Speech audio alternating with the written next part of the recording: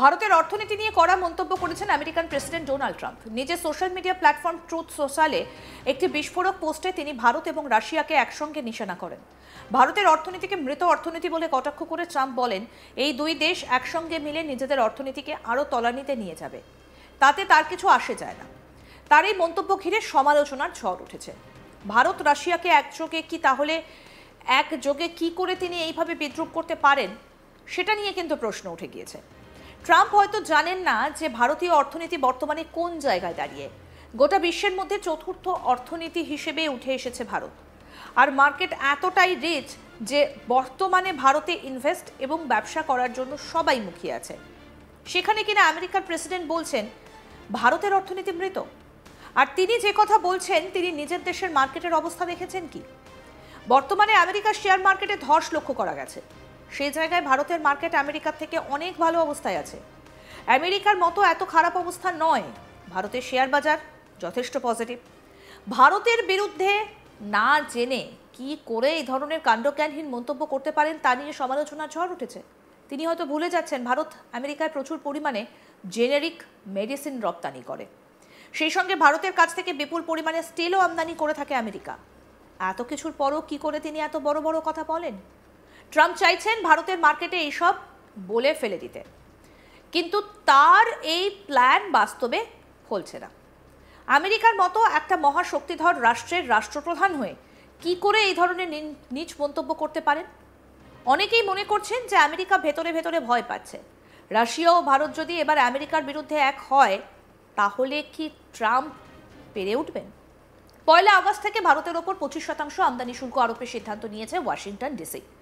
তার কিছুক্ষণের মধ্যে ট্রাম্পের এই তীব্র আক্রমণ সামনে আসে। শুধু ভারত নয়, রাশিয়ার দিকেও কটাক্ষ ছুড়ে দিয়েছেন।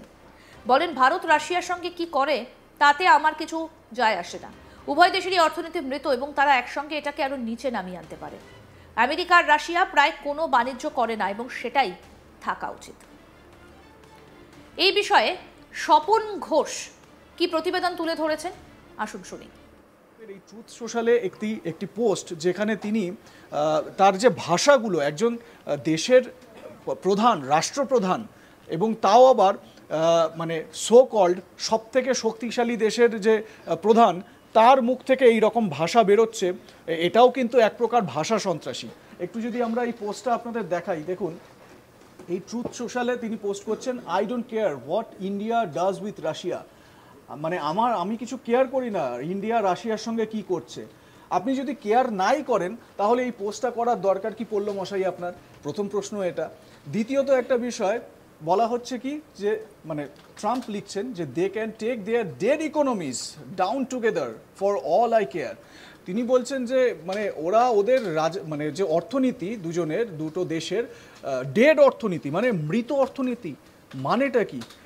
ইন্ডিয়া এই মুহূর্তে 4th largest economy in the world, এবং সেটা যদি আমরা মানে এই ইকোনমি যেটা দেখা হচ্ছে জিডিপির বেসিসে, এবং বলা হচ্ছে যে আগামী দিনে ইন্ডিয়ার চায়নাকে ছাপিয়ে আরও বড় ইকোনমি হয়ে যাওয়ার একটা চান্স রয়েছে।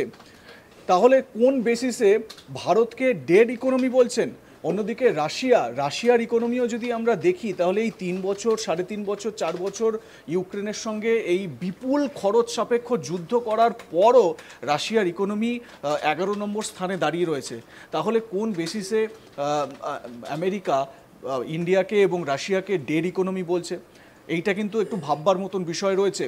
আমি যেরকম প্রথমেই বললাম যে ডোনাল্ড ট্রাম্প, তার কিন্তু একটা ভয়, তার একটা ভীতি বারবার করে প্রকাশ পাচ্ছে। তার কারণ এই দেশগুলো তারা মাথাচাড়া দিয়ে উঠছে, এবং সারা বিশ্বে ডলারের যে প্রভাব, সেই প্রভাব কিন্তু নেমে যাচ্ছে, মানে অস্তনমিত সূর্যের মতন। এই রকম হচ্ছে গিয়ে ডলারের সিচুয়েশন এই মুহূর্তে। সৌদি আরবিয়ার থেকে ডলারে তেল কিনে যে ডলারের ভাও বাড়িয়ে দিয়েছিল আমেরিকা, সেই ভাও এখন আর কেউ দিচ্ছে না। অন্যদিকে আপনারা ভেবে দেখুন ভারতকে কেন হুমকি দেওয়া হচ্ছে। তার কারণ যখন রাশিয়া ক্রাইসিসে, ইউক্রেন ওয়ার চলছে, সেই সময় ইউরোপের বিভিন্ন দেশ, সব দেশ তারা রাশিয়ার থেকে তেল কেনা বন্ধ করে দিয়েছিল। রাশিয়াকে ইকোনমিক্যালি মারতে হবে, এই রকম একটা স্ট্র্যাটেজি, এবং অবশ্যই সেখানে আমেরিকার মদত ছিল। ঠিক এই জায়গায় ভারত নানান রকম মানে হুমকি ছিল, স্যাংশনের হুমকি, নানান রকমভাবে প্রভাব খাটানো হবে এইরকম হুমকি সত্ত্বেও ভারত রাশিয়ার থেকে তেল কিনেছিল। কিন্তু ভারতের এখানে কি প্রফিট ছিল? ভারতের প্রফিট ছিল ভারত ইন্ডিয়ান রুপিতে সেই রাশিয়ান তেল কিনেছিল, রাশিয়ার রুবেলে নয়। সেই কারণে ভারতের যে রুপি, সেই রুপির কিন্তু দাম অটোমেটিক্যালি বেড়ে গেল। এবং আপনারা জানেন যে ইউরোপের বিভিন্ন দেশে ভারতের থেকে তেল যাচ্ছে, মানে তেল এক্সপোর্ট হচ্ছে। কোন তেল? যেটা রাশিয়ার থেকে ভারত কিনছে। ওই ইউরোপিয়ান কান্ট্রিগুলোর অবস্থা এক প্রকার এমন হয়ে গেছে, ঘুরিয়ে নাক ধরা, সোজাভাবে নাক ধরতে পারছে না।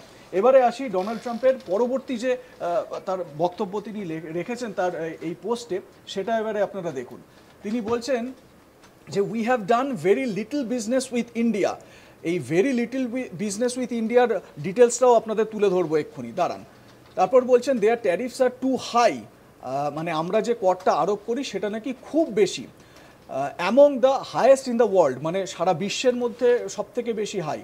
তারপর তিনি বলছেন যে likewise Russia and USA do almost no business, এটা স্বাভাবিক একটা বিষয়, let's keep it that way and tell Medvedev হচ্ছেন গিয়ে রাশিয়ার ফর্মার প্রেসিডেন্ট, তাকেও তিনি তাকে খোঁচা দিয়েছেন, বলছেন failed former president of Russia who thinks he is still president to watch his words, he is entering very dangerous territory।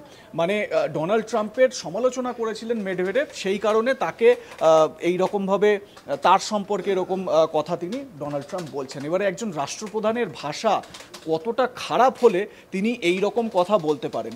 এবার ডোনাল্ড ট্রাম্প যে এই যে ভারতের সঙ্গে ব্যবসার কথা বললেন না, এবার সেই ডিটেলসটা একটু আসি।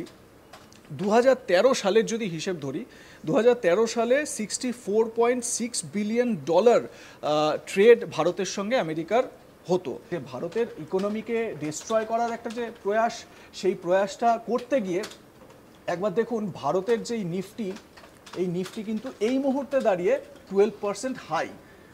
স্বাভাবিক, মানে আমেরিকার প্রেসিডেন্টের এই বক্তব্যে ভারতের যে কিছু যায় আসে না বা কিছু সেরকম প্রভাব পড়েনি, সেটা অন্তত বোঝা যাচ্ছে। অন্যদিকে আমরা যদি আমেরিকান মার্কেটটা দেখি, তাহলে এই যে ন্যাসড্যাক, এই ন্যাসড্যাকও হচ্ছে গিয়ে আমেরিকার নিফটির মতোই, সেটাও 15% হাই। কিন্তু যদি তুলনামূলক বিচার করা যায় ভারতের নিফটির সঙ্গে, যেটা কিছুক্ষণ আগে 30% পর্যন্ত হাই ছিল, সেটা এখন এই মুহূর্তে 16% হাই।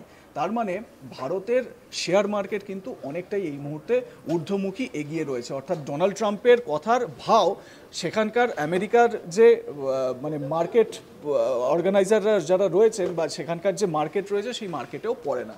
সুতরাং এটা থেকে অন্তত স্পষ্ট যে অন্য সেক্টরগুলো যদি দেখি, এই যে ডাউজা, তারপরে নিক্কেই, এইগুলো তো সব কথাতেই দেখতে পাচ্ছেন সেগুলো কিন্তু সব নিচের দিকে। S&P 500 দেখুন মানে নিচের দিকে 0.12, একমাত্র এই ন্যাসড্যাকই প্লাস, এবং সেটাও কিন্তু মানে খুব একটা বেশি পরিমাণ নয়।